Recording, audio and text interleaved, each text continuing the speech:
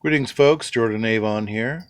Just a special note before we begin our New Year's program about the two stories that we have for you during this episode. The first one is called The Green Hills of Earth, and those of you that like the show Firefly or the movie Serenity will probably really enjoy that one. Some themes in it will seem kind of familiar to you. And for the second one, called Universe, for those of you that recall the British sci-fi show called Star Lost, you know who you are. You'll probably like that second story, Universe. So, let's begin the show. Greetings, my friends and listeners, to a special New Year's 2025 episode of Classic Radio Mysteries and Adventures. I am your host, Jordan Avon, and this episode will have two episodes of Dimension X, a 1950s era radio science fiction program. And the two episodes we'll be showing you tonight will be The Green Hills of Earth, 1950, and Universe, 1951. Let's begin.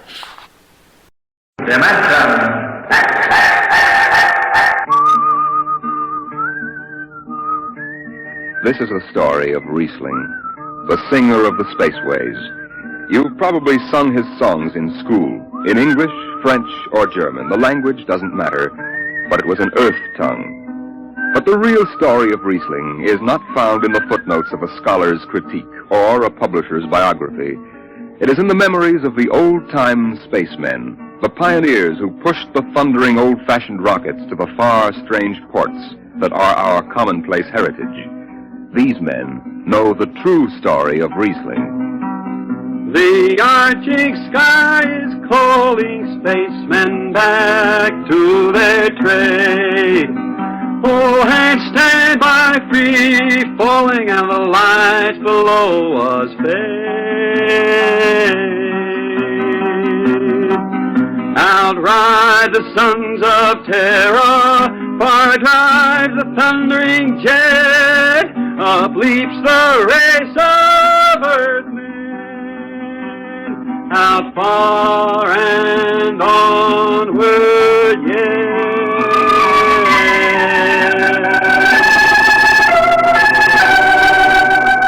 When I first met Riesling, he was hustling drinks in the Twin Moons bar at Drywater, Mars. He'd won a guitar off a Chinese barkeep at Luna City by cheating at one thumb, and he made his whiskey by singing in the bar and passing the hat. Listen to her, Urchin. Don't she strum pretty? Like a 16-year-old gal. Hey, how much you collect on that last song? $3 Martian and a slug. Al grabbed it from my bill. You don't trust me no more. Funny, never did have no luck with hound dogs nor Martian barkeeps. Hey, Riesling, look over there by the bar. There's an Institute four-striper giving you the eye. Know him? Captain Hicks off the Goshawk. He's sure giving you the once-over. Maybe he's got a job. They don't make never no mind to me. I've been blacklisted. Hicks logged me for making up a song on watch. Right fine song, too. Hold it. Here comes the brass arm. Riesling, I've been looking for you. I've been right here, Skipper. You saw to that. I need a jetman on the Goshawk. Interesting. Real interesting. Well? I got news for you, Skipper. You blacklisted me, remember? Well, you've kept your nose clean. And we need an experienced man. Been a little changing down aft in the Goshawk, ain't there, Skipper? How'd you know that? You got that new atomic pile drive. Last three of them tea kettles blew somewhere in the asteroid. Look, it's double pay, but if you're scared... Scared? Listen, fella.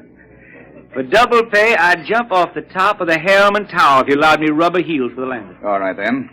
You show up tonight to sign the book. Sober. Got no choice, Skipper. Money and me is total strangers. We lift at 11:30 Mars time. Sober, you understand, Riesling? You taking the job? Well, that Goshawk is one stinking old tub. Her engine's got more bugs than a beagle dog in spring. And that new drive is about as safe as a pretty gal in the ozone. But I reckon she'll do for one more trip.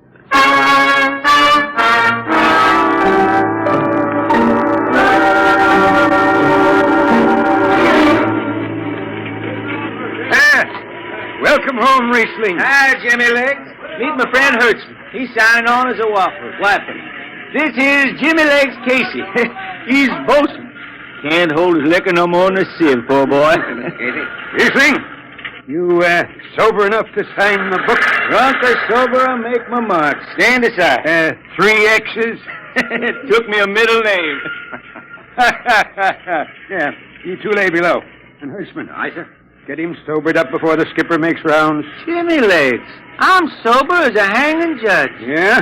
Well, you can leave that bottle here. What bottle? The one in your back pocket. Oh, glass buttons, maybe, huh? Give it here. Jimmy Legs, I swear I'm going to write a song about you. Go ahead, threaten me. Now get below. We raise ship in 30 minutes.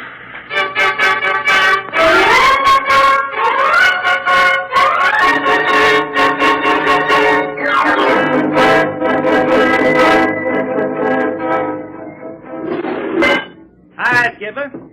Riesling, what the devil are you doing up here on the bridge without permission? Figured I'd take a little stroll. Riesling, get below before Now, I hold on, Skipper. You'll have that gold braid just crawling up your arm. I'm up here on business. Well, That number 2 jet ain't fit. Cadmium dampers are warped. why tell me? Tell the chief engineer. I did. He says they'll hold. Well, He's wrong. he's wrong. He's got a Harriman Institute degree in power electronics. And some drunk space rat says he's wrong. Skipper, I was damping jets when that shirt-tail Tad wore pins for buttons. I've got no time for you, Riesling. Casey, sound takeoff. Aye, sir. I'm telling you, Skipper, that number 2 jet's gonna blow. Dampers warped crooked like a turtle's back. Riesling, drag your deadhead out of here. Get below. Go ahead from control tower, Captain. All right, Casey. Fire 1 and 4.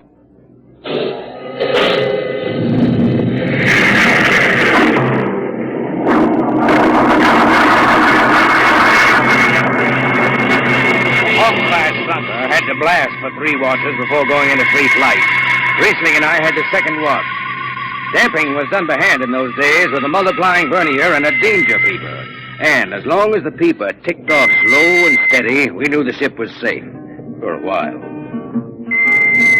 Hey, Riesling, you better stow that guitar. If Jimmy Legs catches it, he'll blow a gasket. Don't worry, I can damp this tea kettle in my sleep.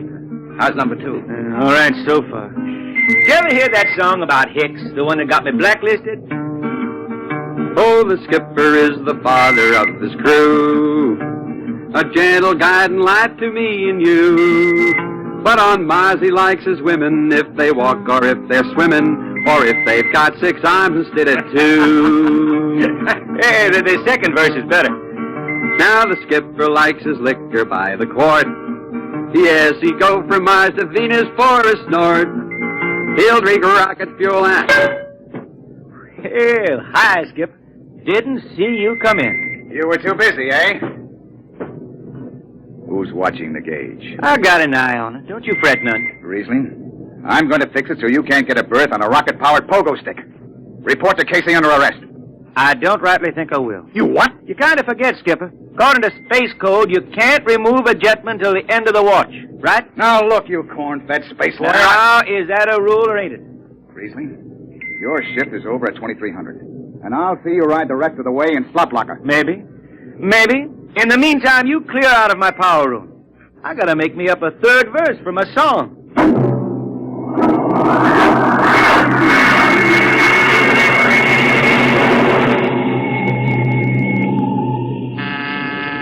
I got it. Power room.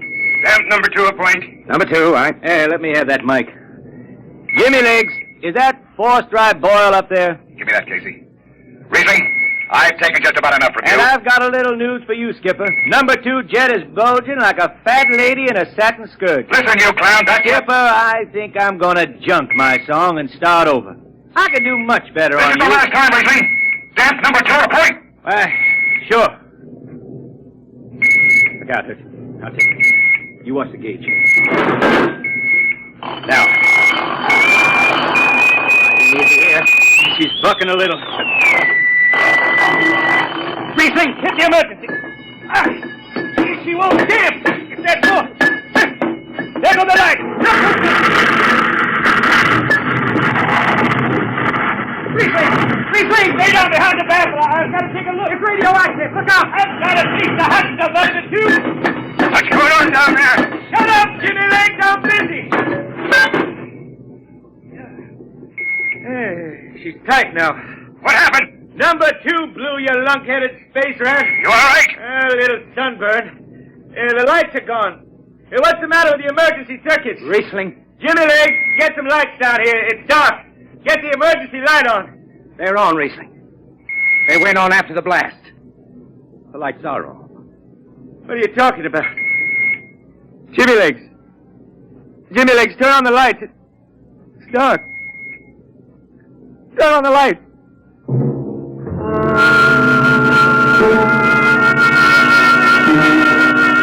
That blue radioactive glow from the jets was the last thing Riesling ever saw. His optic nerve was burned out in an instant. He was in sick bay on the rest of the trip, and on the swing back, we set Riesling down at dry water Mars. Look out for the cable, Riesling. Thanks, Hertzman. Hey, Riesling! That you, Jimmy Legs? Hold up a minute, will you? Riesling... Jimmy Legs, I promised I'd write a song about you, didn't I? Sure, Riesling, sure. Can't seem to sing like I used to. Look, Riesling, the men up on the bridge feel kind of bad about this. Yeah? Why didn't they think of that when Riesling told them that damper was shot? Now, Hertzman, that's all over. Sure. That's all forgotten. Riesling, let's get out of the Twin Moons before I vomit. Now, hold it. The skipper feels pretty bad about the whole thing, Riesling. Kind of late for that, Jimmy Legs. Feeling sorry, don't hold no corn. The boys passed the hat. The skipper kicked in half a month's pay. Did he now? Then on principle, I suppose I ought to tell him to stuff it back up the jet. But you can't buy no drinking whiskey on principle. I'll take it. Here you are. I'll get it. I'll be seeing you, Riesling. Sure, Jimmy Lee. Sure. Come on, Hertzman. Let's get that drink.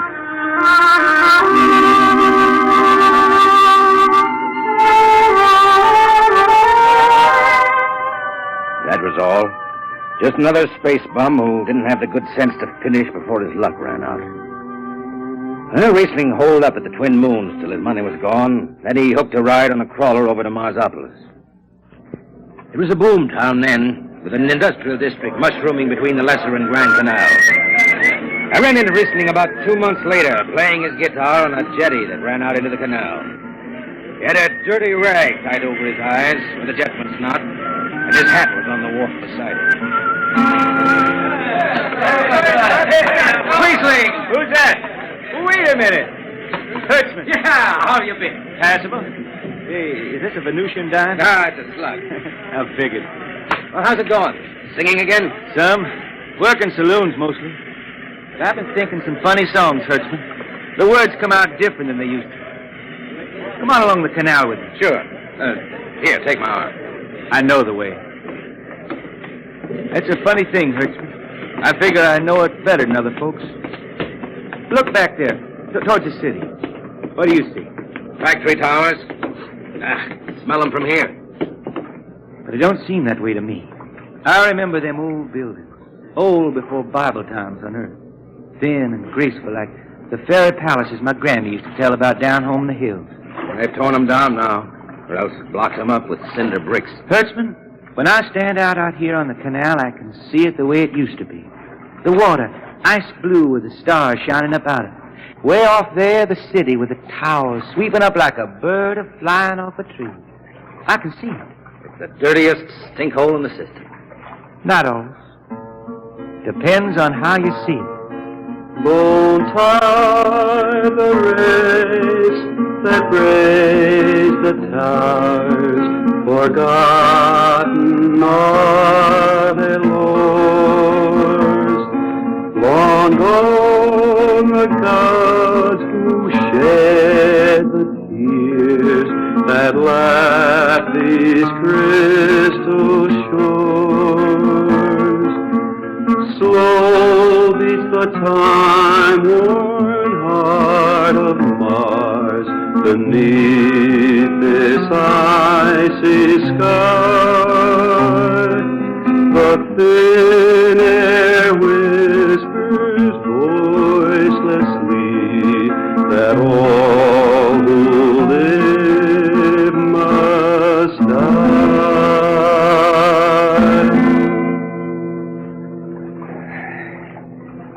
make that up. Why don't you go home, Riesling? Home? Earth. I've been thinking about that, Hertzman. When I was a youngster down in the Ozarks, I used to climb a big old oak tree my daddy had in the dooryard. You could see the hills for miles, green and cool. I've been thinking about that. Why don't you go back then? I couldn't see them hills no more now. I couldn't stand to see black when I knew they was lying all around me, cool and green in the sun. I couldn't stand that. Yeah. Well, let's get back to town, Hertzman. Today I made $3.50 mush, and I'm all set to drink it down before dawn. Come on!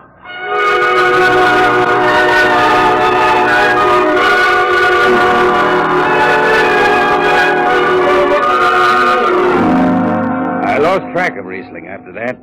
I shipped out on a slow prey to the Condor class for Luna, and he hitchhiked a ride to Venusburg on an ore ship in a tri-planet run. So he beat around the system. Venusburg to Layport to Drywater to New Shanghai and back. Any spaceport was his home, and no skipper had refused to lift the extra mass of Riesling and his battered guitar. He made up his songs, sitting out watches down in the power rooms with old shipmates, while the monotonous beat of the jets shook the hull plates. Hear the jets, Hear the jets, hear them snarl at your back when you're stretched on the rack. Hear the jets, feel the pain in your ship, feel the strain in your grip. hear the jets. Feel her rise, feel her drive, strand steel come alive on a jet.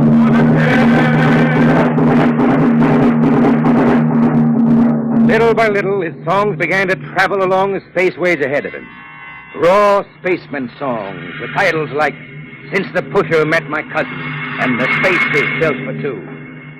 But more and more, we began to hear a different kind of song. Strange, sad songs, the ones you find printed in the Centennial Edition. Dark Star Passing, Death Song of a Woods Cove. And then, finally, The Green Hills of Earth. It grew for 20 years, that song. They say it started way back when Riesling was down in the labor camps on Venus, singing for the indentured men. Now, if someone will kindly pass a bottle. Oh, it is not much, Riesling. Here, it'll do. What is that stuff? Tequila. You cannot make him good here on Venus. What do you use? Karak bush. Home it is different. Where are you from, son? Tasco, Mexico. That's a long way from here. See, a long way. How'd you come to sign on? The man comes out to the village from the city in the shining automobile. Very big. He says there is work. You signed the paper for 10 years and you work. Yeah, work. There is work here, all right. 10 stinking hours in the jungle with machete. I tell you, when I get home to Earth. What'll you do, son? What is the use? We aren't getting home. You know how many men die out there in the swamp today? 10 men, 10! What is the use? My mother, she's dead. My father don't care. A girl? Oh, she says she wait. I don't know. Sure, son. You sing some more, Ethan. We drink, you sing. Maybe a new song, son. We rot in the molds of Venus. We retch at her tainted breath. Foul are her flooded jungles, a crawling with unclean death. What is the matter? Finish the song, Lizzie. I can't. Can't yet. It just don't come. I'll finish it when I go home. That's it. When I go home to the hills. Now pass that bottle. The dawn whistle don't blow for 4 hours.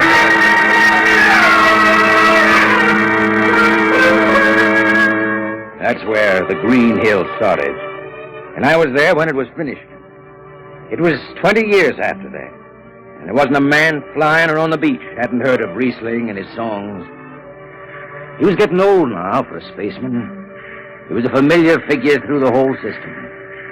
Tall, gaunt, and with that dirty bandage tied across his blind eyes. I was chief jetman then on the old Falcon. We were cradled at Venus Alice Isle, scheduled for a direct jump to Great Lakes, Illinois, on Earth. I was checking in dunnage when Riesling felt his way up the gangway and came through the lock. Riesling! Who's that? Mike Hertzman! Hertzman. Well, what are you doing on this old hog? I figured I'd ride her back to Earth. Earth? Are you going home, Riesling? I thought you were never going to make that run. I've been hankering to set foot in the Ozarks again. How about those hills? I've been singing about them so long now, Hertzman. I got to finish the song. I got to set foot in the dooryard and hear the wind through that oak tree. About the last thing I'll be doing. I got to get home before... Riesling, there's a new company policy. You see, Hertzman, I'm getting just a little old. Riesling, listen. No more deadhead rides. The new code book's in force. Oh, I seen code books come and go. The skipper's one of them youngsters fresh out of Harriman Institute cadet training. He's liable to throw the book at you. At me? I've been around space as long as Halley's Comet and Brewster's Ridge. I'm going back to Earth, the cool green hills of Earth. I'm going home. All secure, Hertzman. What are you doing here? That's Riesling, Captain. Riesling, huh? I'm dragging it back to Earth, Captain. Not in this ship. Hertzman have his man removed. Funny thing, Captain, I've sprained my shoulder suddenly. Look, Skipper, you're a youngster. You're pretty new out here. I'm going home. You don't know what that means to an old man, going home. I can't take you. Against the Harriman Code. Oh, now look, Skipper. You can slide me by to the distressed spaceman's clause in that code book. Distressed spaceman, my eye. You've been bumming around the system for 30 years. Skipper, you make me do something I never done for no one before. I'm an old man. An old blind man, and I want to go home. I ain't never crawled in front of a four-striper in my life, but you gotta let me drag home. The law says a man's got a trip coming to him. You can stretch for a poor old blind man, now can't you? You got it, Skipper. All right, you old space rat. But keep out of the way. I run an efficient ship, and I don't want any trouble. No, sir, no trouble. I'll just lay down to the power room. I kind of like to be near the jets when they blast off. For Earth.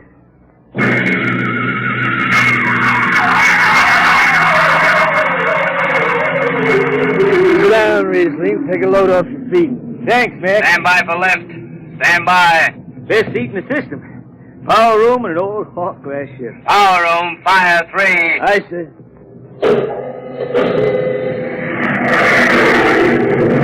The cool green hills of Earth. Still singing that, Riesling? Oh, some. I changed her a little. Gonna finish her now, Mac. Going home to finish her. Yeah. Have you seen those new automatic dampers, Riesling? Don't have to do nothing but sit and watch. Where's the peeper? Turned off. She's all automatic. And you have it soft nowadays. When I was twisting her tail, you had to stay awake. You got an old hand damping plates on? Oh, but the links. Iron shipped them. They cover up the dials. You might need them. No, the automatic's handled. Finally going home, Riesling, huh? Won't seem the same out past the moon. I've been waiting for this a long time, man.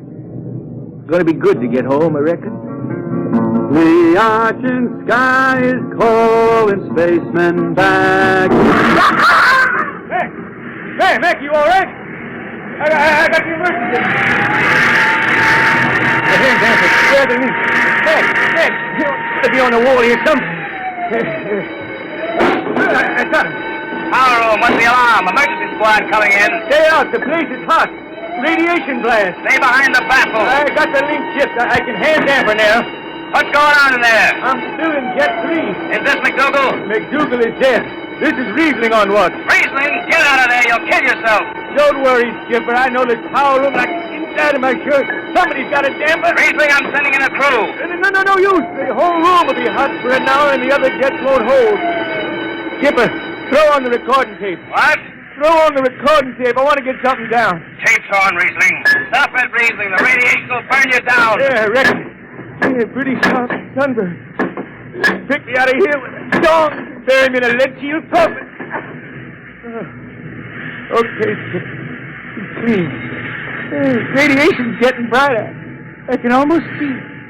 Bright, rosy like the sun. Like the sun over the hills down home. I got my song figured right now. Here it comes.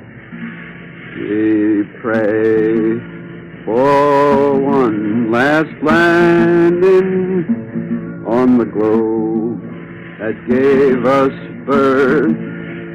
Let us rest our eyes on the fleecy skies of the cool green hills of earth. I can see him now.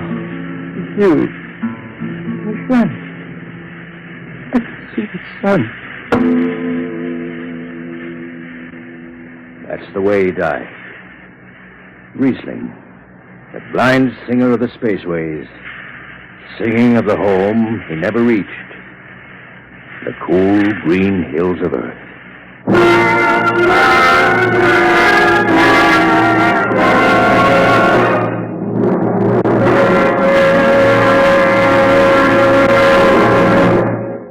Next week, we bring you another story many of you have requested that we repeat.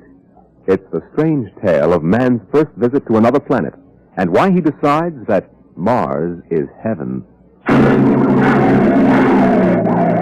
Be with us at this same time next week for another adventure into the unknown world of Dimension. This program was transcribed. Now dynamic Tallulah Bankhead brings you The Big Show on NBC.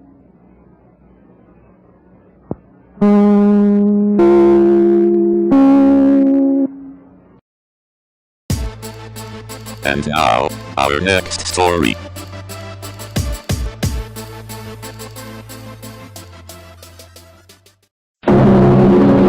Adventures in time and space, transcribed in future tense.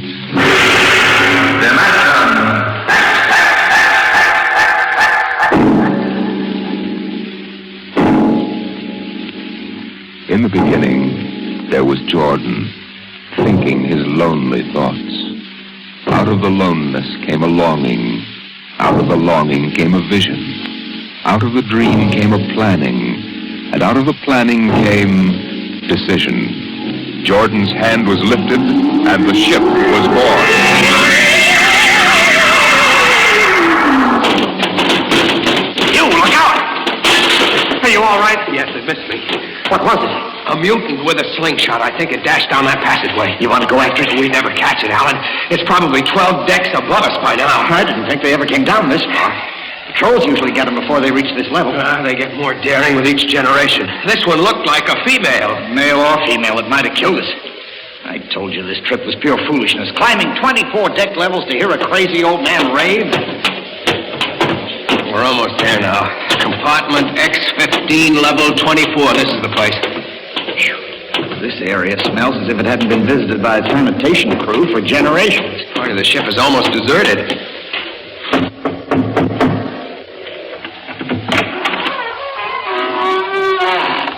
Yes?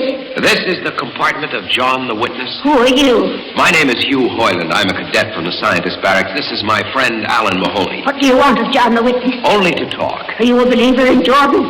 Naturally. I have heard that there are those among the younger scientists who doubt the word of Jordan. To doubt is death. We're not heretics. Enter. I have brought a gift of tobacco, grown on the richest level.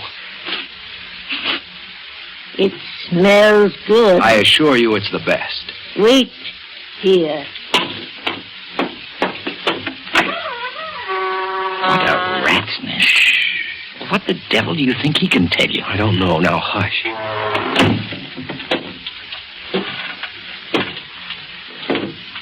Well? You are John the Witness? I am? Good evening to you. I am Hugh Hoyland. This is my friend Alan Mahoney. What brings a gentleman of the scientist class to my humble apartment? I have heard that you and your parents before you have long been keepers of the legend of the ship. Since Jordan gave the word. I am anxious to hear the word as Jordan spoke it. Why?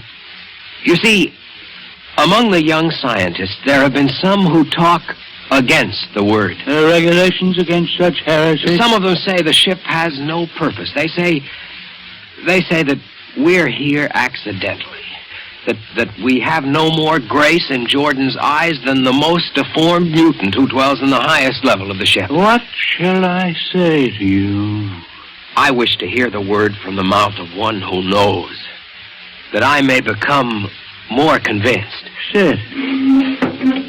Your gift for the witness? The finest tobacco. Good. I will dim the light. Now, pay close attention, for these are the words as my father's father's father gave them to his son's son's son. This is how the ship came into being, how our people were created. In the beginning, there was only Jordan, thinking his lonely thoughts. In the beginning, there was darkness, formless and dead. Out of the loneliness came a longing. Out of the longing came a vision. Out of the dream came a planning. And out of the planning came decision. Jordan's hand was lifted, and the ship was born. Mile after mile of good compartments, tank after tank for golden corn, ladder and passage, door and locker, fit for the needs of the yet unborn. He looked on his work and found it pleasing, meet for a race that was yet to be. He thought of man, and man came into being. Then Jordan checked his thought and searched for a king. Man untamed would shame his maker. Man unruled would spoil the plan. So Jordan made the regulations, some to speak and some to listen. Order came to the ranks of men. Crew he created to work at their stations, scientists to guide the plan. Over them all he created captain, made him judge of the race of man. Thus it was in the golden age.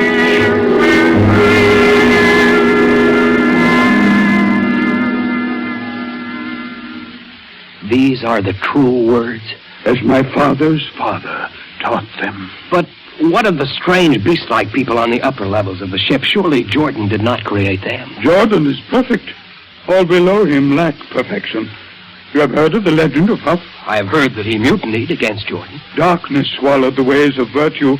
Sin prevailed upon the ship. And before wisdom prevailed and the bodies of Huff and his followers were fed into the converter, some of the rebels escaped and lived to father the mutants. They are tainted with the sins of their fathers. One more question, witness. Speak.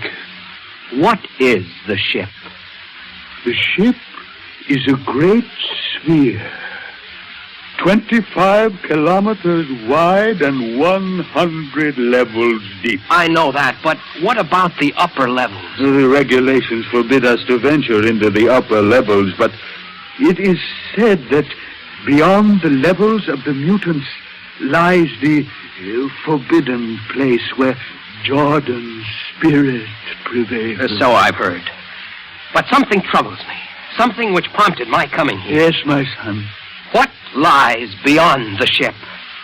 What? What lies beyond the ship? This is heresy. Answer me. I will not permit such talk. The ship is complete. The ship is universal. The ship is everywhere. The ship is endless. Ah, your mutterings are those of a frightened old man. They answer nothing. You question the word? I think you lie. Hear me, Mr. Highland. For what you have already said, I can have your body fed to the converter, your soul launched on the endless trip. You threaten me. You, for Jordan's sake. You think I fear this dried fig of a man? You. Sir, my friend is impetuous. He doesn't understand. I might be persuaded to forget a substantial gift. You pig. You. Come on, Alan. The sight of this so-called holy man offends me. No, you shall not leave. Don't try to frighten me with a gun, old man. Remain where you are, heretic. I warn you, put down the gun. No. No closer. Drop it. Very well, then. Take to the heretic. Alan, get him! Is he dead? I don't know. Come on, Hugh. We've got to get out of here. Now where? We can't go back. They'd feed us into the converter.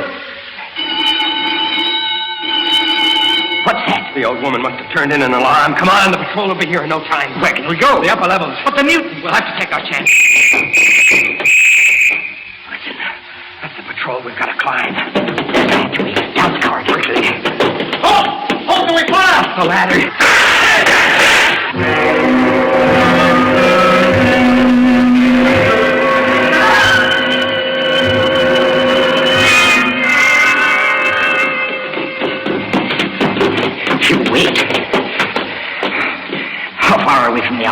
Judging by the slope of the deck, about 2 miles. Mutant territory. Come on, we'll try this passageway. Hugh. What? I don't know. I feel as if we're being watched. It's your imagination. Perhaps not. It's only a ship's rat. Get a grip on yourself. This is as big as a dog. Come on. I can't drag myself much further. We've got to find a compartment with water. Oh, if only you hadn't asked him that stupid question. No use going over that. Why did you do it? Why? Alan, I've been thinking about it for a long time. And when he began to give me those stupid pat answers, well, I just saw red, I guess. But who are you to question the ways of Jordan? When you asked me to go with you to visit the witness, I thought you wanted spiritual help. I never dreamed that. I'm sorry, Alan. I couldn't foresee this. I didn't know what... Wait a minute. Now what? Another shipwreck? No. I thought I saw something move near that bulkhead. I didn't see anything. Maybe my eyes are going bad still. Listen. You heard? Alan, look out!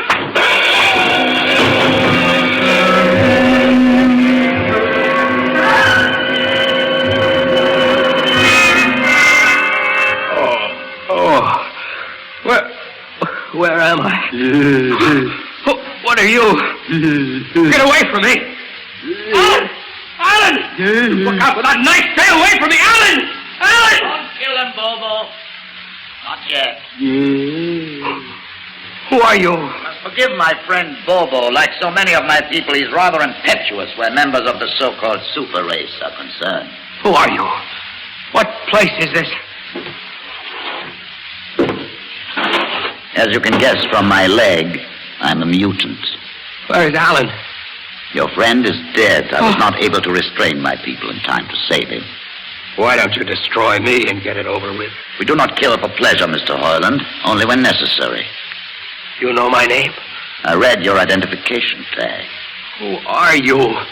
Mutants can't read. My name is Gregory. I'm a leader of my people. Although we are unfortunate in our heredity, Mr. Hoyland, many of us are quite intelligent. Why do you live like animals? You would rather live like free animals than like regimented slaves, as you do. I've heard that you practice cannibalism. Undoubtedly, you hear many things about us. We raise our own cattle on the upper levels, and those of our people who choose to farm raise enough crops for our small population. You turn your head. Why? This one. I've never seen a creature like him. Bobo is an unfortunate. He was born without the power of speech. How can you tolerate a monstrosity? We have learned to live with difference. If we began to destroy our imperfects as you do on the lower levels, there would soon be no one left. It violates the regulations, the word of Jordan's You know, faith. Mr. Hoyland, your people are really primitive and barbaric. You dare say that to me? I dare say a good deal more. Let us go to my compartment and speak further. I'm always interested in information of the lower levels. I won't give you any information. Bobo, I want Mr. Hoyland in my cabin, please. Hey. I advise you to go quietly, Mr. Hoyland. Bobo has a hatred of superior beings, which is unfortunate, but quite understandable. Proceed.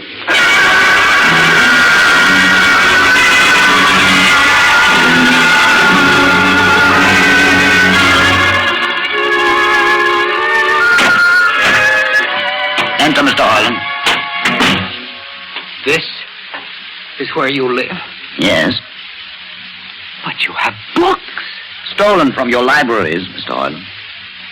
Compton's Astrophysics. The Philosophy of Interstellar Navigation. Celestial Mechanics.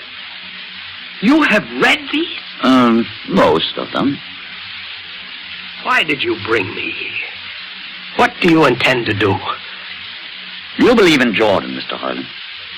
There is no other belief. And the trip? I suppose you believe in the trip, too. Well, what else is there to believe? When you die, your remains are fed to the converter, and your soul makes the trip. And where does the trip take you? Why, to Centaurus, of course. Huh? And where, what is Centaurus? Why, Centaurus, mind you, I'm just telling you the orthodox answer. Centaurus is where you arrive when you've made the trip. A place where everything is happy and everybody's happy and there's always good eating. It's mythological, of course. And you believe this? The peasants believe it, literally, but many of the younger scientists like myself know that it's figurative, symbolic. Why do you ask? Didn't it ever occur to you, Mr. Hoyland, that the trip is exactly what your peasants believe it is? That the ship and all the crew were actually going someplace, moving? The ship can't go anywhere. It already is everywhere. Imagine a place bigger than the ship, much bigger, with the ship inside it, moving inside. But there can't be any place bigger than the ship. There wouldn't be any place for it to be. Oh, for heaven's sake. Listen, you know the lowest level? Yes. If you started digging a hole in the lowest level, where would that hole go? Where would that... Oh. No, it's forbidden to think such a thought. Where would it go? No. No, I can't think about it. Bobo! Bobo, we're going to take Mr. Hoyland to the place. Where are we going? To the top level. But it's certain death. Nonsense, I've been there 1,000 times. Come along. No, I won't. You can't make me. I think we can. Now, shall we proceed peacefully, or shall I have Bobo persuade you?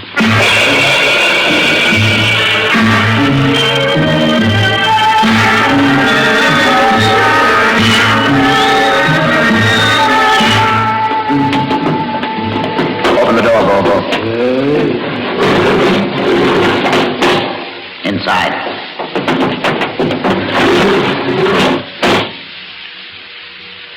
What place is this? This, Mr. Hoyland, is the main control room. Why, Mr. Hoyland, you're trembling. It isn't true. There is no such place except in mythology. Oh, you younger men are so wise, Mr. Hoyland, except for one thing. This happens to be the main control room of the ship. But it's nothing but a huge room with an instrument panel. What did you expect? How do you know this is the main control room? See these instruments? Using them, the navigator, many hundreds of years ago, actually steered the ship on its voyage. I don't understand. I didn't suppose you would.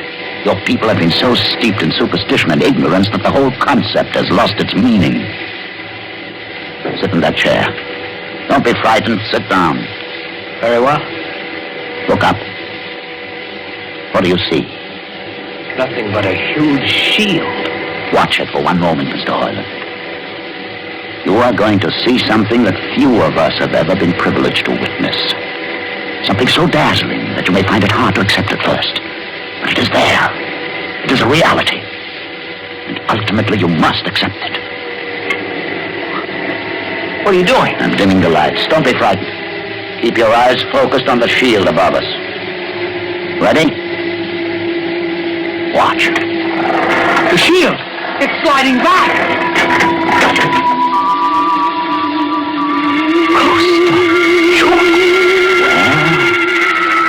What am I seeing?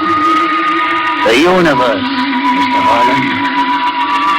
The universe in all its beauty. The stars, the planets, the suns, the moons, and the constellations.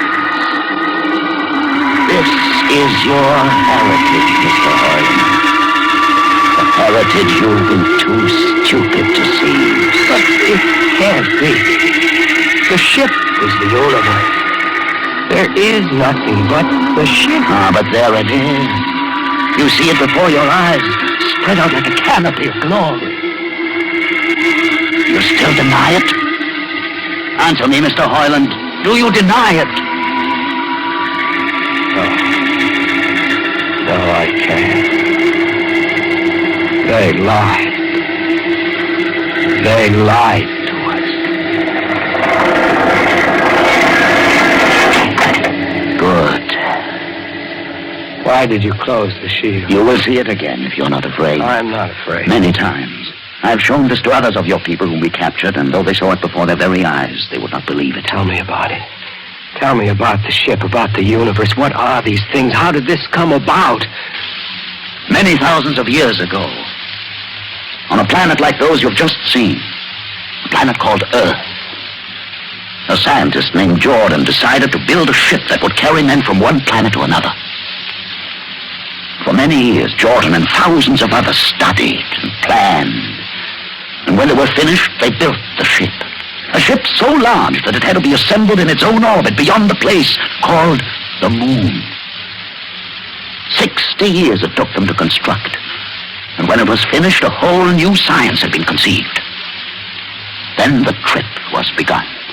The trip that was to land a colony of Earthmen on a far-off planet called Centaurus, millions of light years beyond the furthest planet ever reached before. How do you know these things? Among my books are the log which Jordan himself kept, and the records of the journey for the first 40 years. What happened? There was a mutiny. A man named Huff led a rebellion of those who wanted to turn back. In the struggle, the navigators were killed, and the crew fell into a state of anarchy.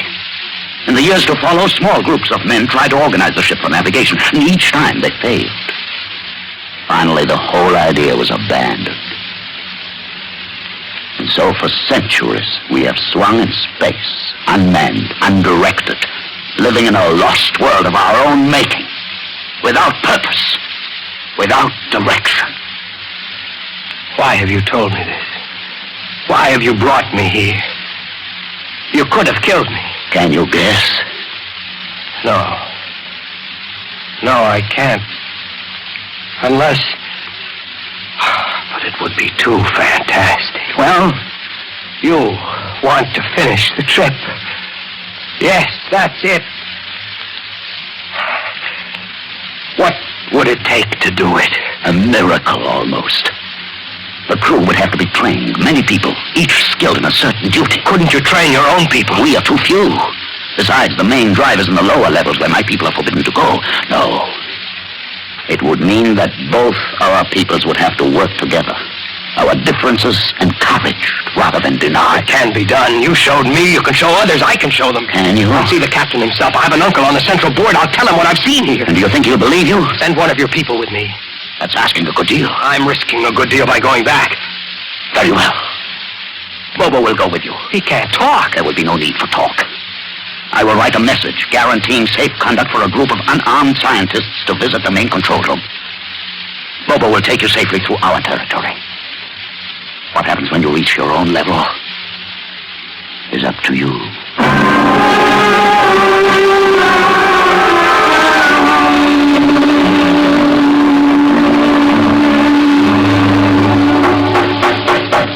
One moment. Yes, what do you... Quick, Uncle Edison. But this mutiny... He's harmless, please. Now, what is this? You're I wanted know all about that. Listen, Uncle, I must see the captain. The captain? Are you mad? You're a council member. You can get me to see him. They'll kill you. You're wanted for heresy. I don't care. I must speak with the captain. You're close to him. You can arrange it. I don't understand why... Uncle, listen to me. The ship is moving. I can prove it. Do you understand there is a purpose in the ship? I don't understand what you're babbling Never about. mind. Just talk to the captain. Tell him I have information of tremendous importance. Tell him I've arranged a truce with the mutants. A truce? Here, show him this paper signed by their leader. Do it, Uncle, for my sake. I don't know. Please, Uncle. If I'm to die, let this be my last request to you. Very well. I'll speak to the captain. I'll try.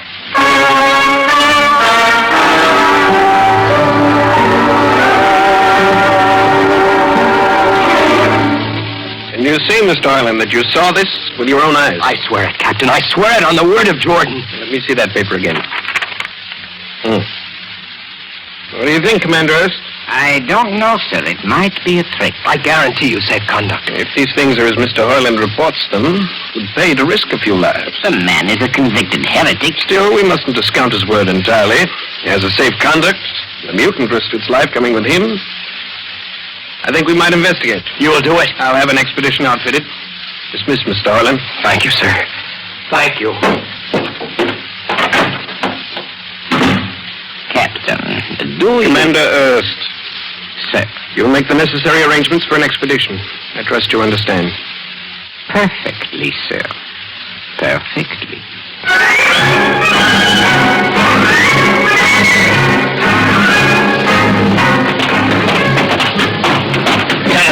Mr. Harlan. You better watch your men here. This is the spot. I see no welcoming party of mutants. There will be none. Their leader will meet you inside the main control room. You don't say. And just where is this main control room? Beyond that door. I see. All right, men. Ready arms. Why do you ready arms? In case of ambush. Ambush? Don't you think they could have ambushed you on the way up here a good deal more easily? You know, Mr. Hoyland, I think you're a muley lover. They have a place in the converter for that kind. Lieutenant, are you mad? No, Mr. Hoyland.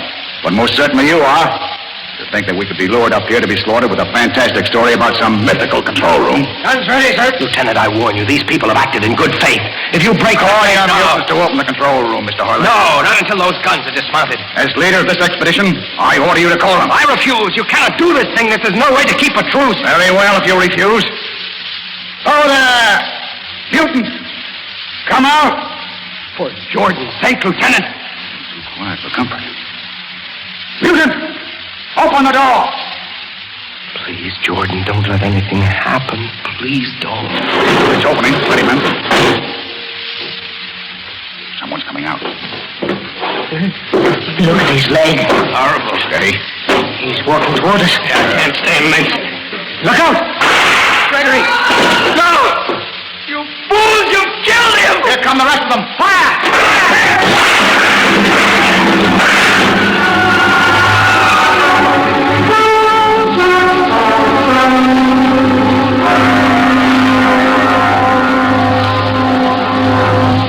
That should teach them a lesson they won't forget. All right, men. Inside the room. Hoyland, you're under arrest as a conspirator in this ambush. Ambush, you fool, you blind, stupid fool. That'll be enough. Have you been inside this place before? Yes. What's all this machinery? These are the controls he would have used to steer the ship. He's gone out of his mind, Lieutenant. Steer the ship? Who? The leader. The one you killed. This ugly mutant? This ugly mutant happened to be a man of true greatness. You're mad. Am I? This man had a vision which could have saved you, but you chose to kill him because you couldn't stand the sight of his difference from you. I'll not listen to these ravings. Close your ears. Shut your minds against the conscience that tells you it's wrong to kill. It tells you that your need to be arrogant only proves your inadequacy to yourself. Shut him up. Don't listen to him, man. You can't shut your ears. My words sting you. You cannot shut your mind. And you cannot shut your eyes. Don't do this. The roof. It's moving back. Look. Let the vision of this confound your ignorance and blind your eyes. This is the heritage you tried to stifle in your own breasts. This is the heritage of stars and open skies for which men have yearned for centuries. Try to destroy this, and you'll only destroy yourselves. Death to the heretic. Kill me if you choose. But I say to you that this you cannot keep from our people. That they will seek it out, and the ship will be manned, and the ship will be steered, and there will be freedom and purpose and respect for ourselves. This is your heritage. Look upon the universe. Kill him! Kill him!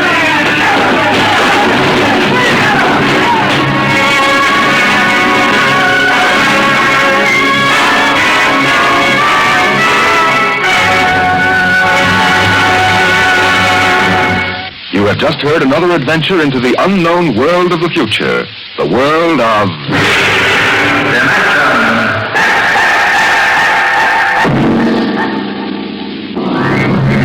Today, Dimension X has transcribed Universe, written for radio by George Lefferts and based on a story by Robert Heinlein. Featured in the cast were Mason Adams as Hugh and Peter Capell as Gregory. Your host was Norman Rose. Music by Burt Berman. Engineer Bill Chambers. Sound created by Manny Siegel, Max Russell, and Wes Conant.